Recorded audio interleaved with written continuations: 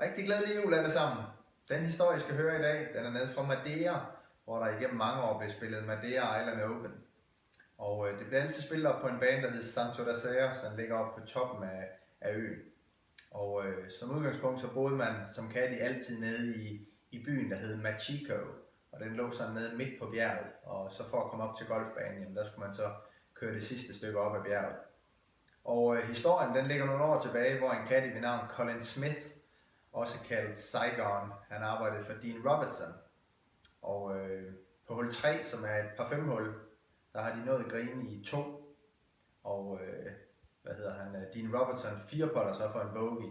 Så han er jo rasende i det øjeblik, de går over på hul 4.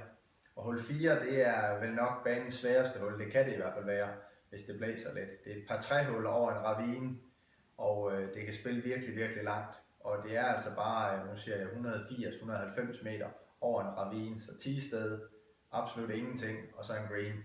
Og hvis man er over green, så er der heller ingenting.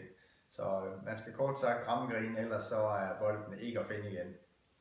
Og de kommer herover på hul 4, og Dean Robertson han er tosset over det 4-putt, han lige har lavet over på hul 3. Så han siger bare til Colin, jeg er fuldstændig ligeglad med, hvor langt det er. Du giver mig bare det jern, jeg skal slå, og så sig, hvad jeg skal gøre, hvor jeg skal slå den hen. Så han gider ikke mere pis. Nu må det simpelthen kunne gøres mere simpelt. Så Colin han giver ham et 3-jern, men Colin har ikke lagt mærke til, at 10-stedet i dagens anledning er sat 35 yards frem. Så Dean han slår til det her 3-jern, og den er jo lige mod green, men også alt for langt, så den forsvinder jo bare ud i horisonten over green.